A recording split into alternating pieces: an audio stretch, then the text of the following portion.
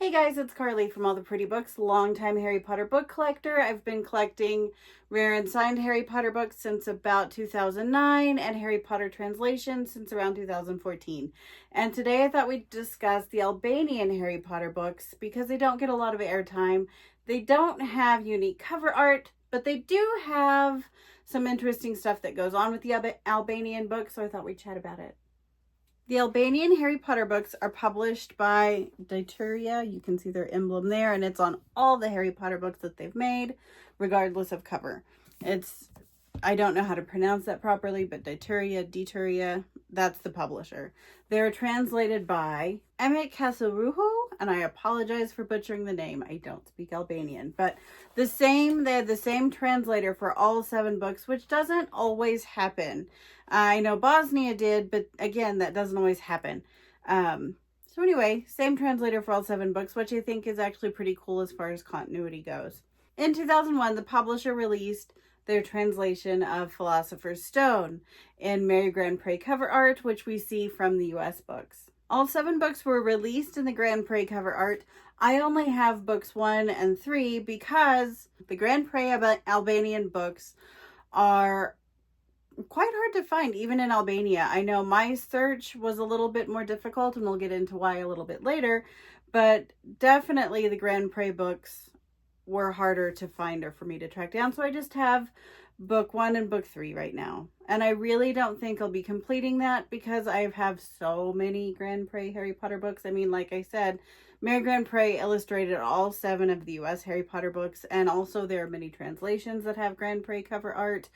And I've got many copies of the US first edition books for different reasons. So I've got plenty of Mary Grand Pré cover art. I don't feel pressed to finish this set here. However, what was interesting about this Albanian book, and I've only seen it for book 1. I haven't seen it in the other 7, but that doesn't mean anything. They could have released them first in this way. I don't know. I think what this is the first print Albanian of Philosopher's Stone. It is a soft cover with red wraps, Mary Grand Pré cover art that, like a jacket that wrap around.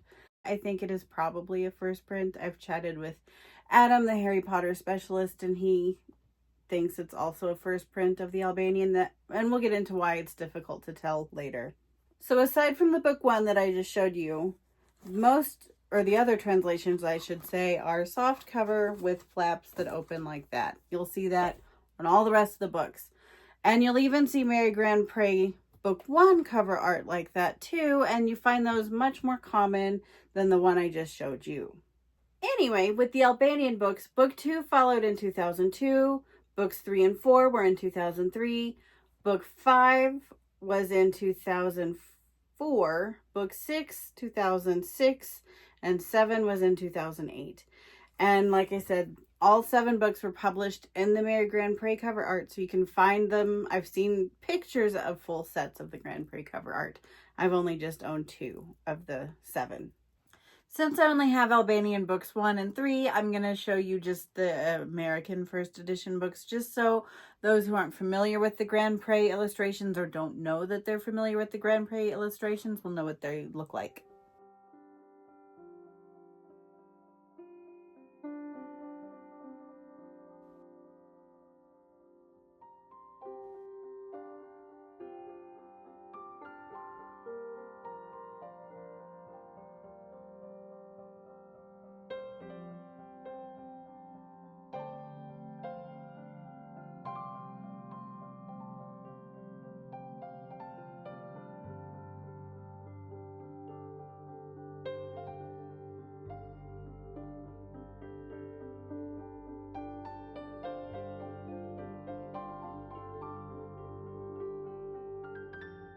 At some point, the publisher, Duddle, released the books in Serena Riglietti's cover art, which we know from the Italian books.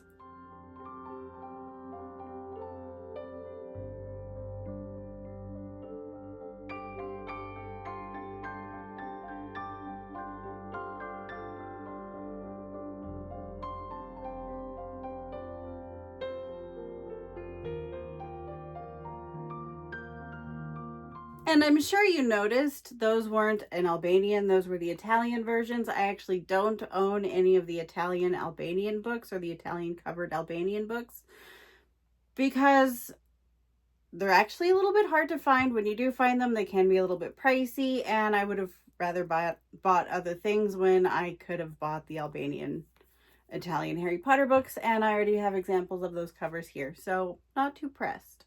But I think it's cool they're available. Then at some point, Diteria, the publisher, re-released all 7 books again with Sabina Wilhelm's cover art, which we know from the German first edition books. And that's actually the Albanian set that I have. I bought it in 2017-18, I want to say, from the publisher, just straight from their website. They shipped them to me, and they didn't have any of the other covers available to buy at the time. I would have probably opted for the others just because, not that I don't love Sabina Wilhelm's work, I really do, but I probably at the time would have bought most everything that they had. They just had these 7 plus the Tales of Beetle the Bard, so I bought those 8 books.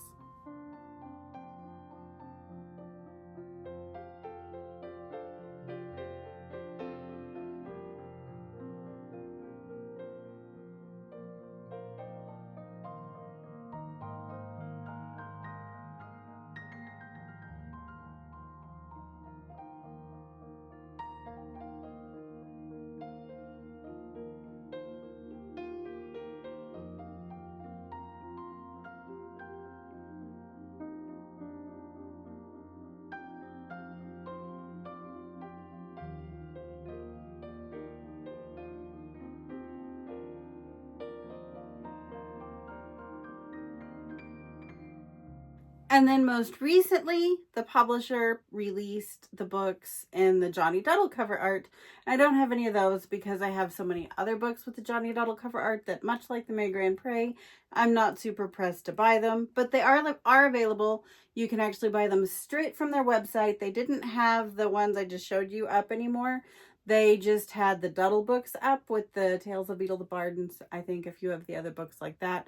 But you can buy the Duddle books right now from the publisher, and I actually have those linked on my website, alltheprettybooks.net. And for those who don't know what the Johnny Duddle illustrations look like, I'll show you. So Johnny Duddle illustrated these, and you've seen this cover, I'm sure, in lots of places. It's on a lot of different translations as well.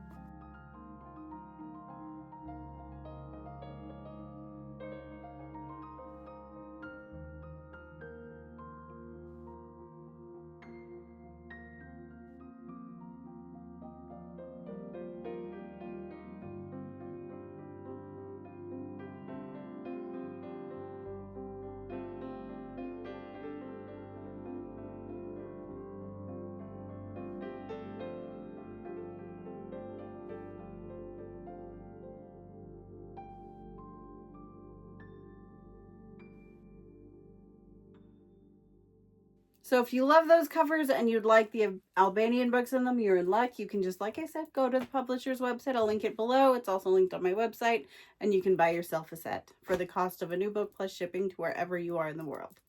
Now, like I said at the beginning of the video, there are a few things that are a bit odd with the Albanian books, so we'll talk about them now. It's certainly not their cover art. They don't have unique cover art. All the different covers that they've released are from other countries, essentially. So no unique cover art, but what is interesting is that I'm trying to think of how to concisely say this, but essentially all of the book 1s that have been released, so all of the book 1s, all the book 2s, all the book 3s, all the book 4s, and so on, they all share the same ISBN. So all the book 1s have the same ISBN, all the book 7s have the same ISBN, all the book 3s have the same ISBN, and that is a bit unusual. You'll usually see, like, for example, this German book over here.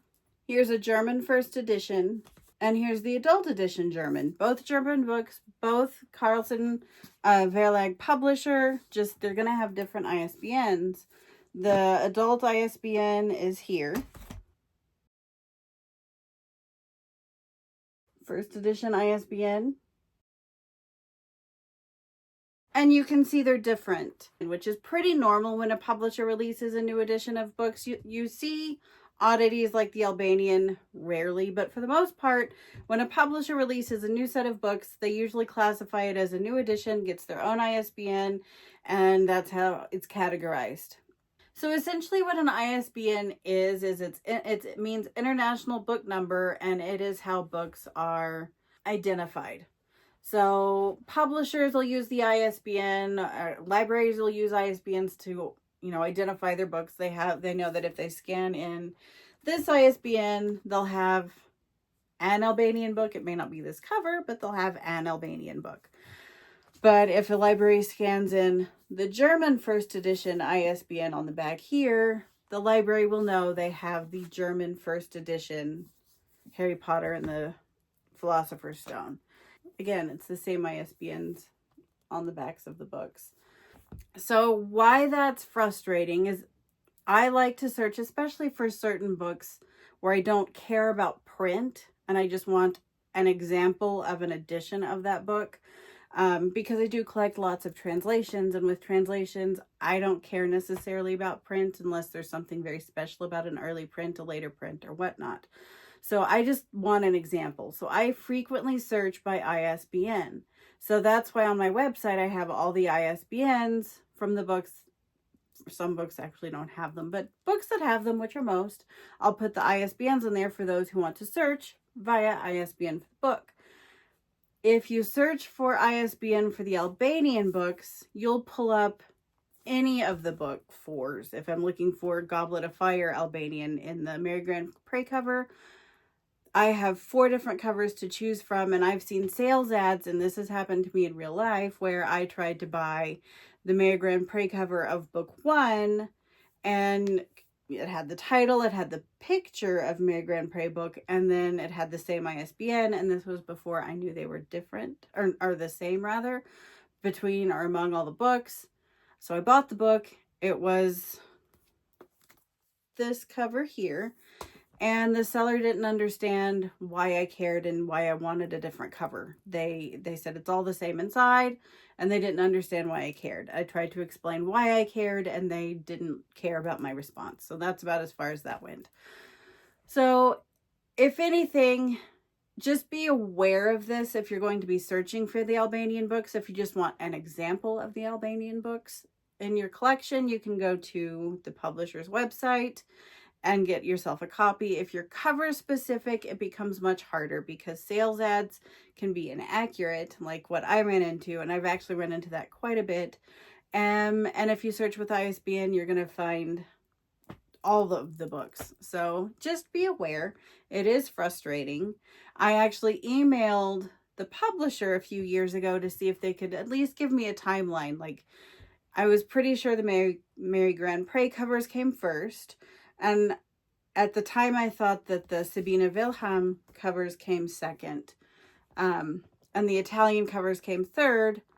But now, honestly, I don't know. I actually think it's potentially the Italian covers came second because they're harder to find than the German covers.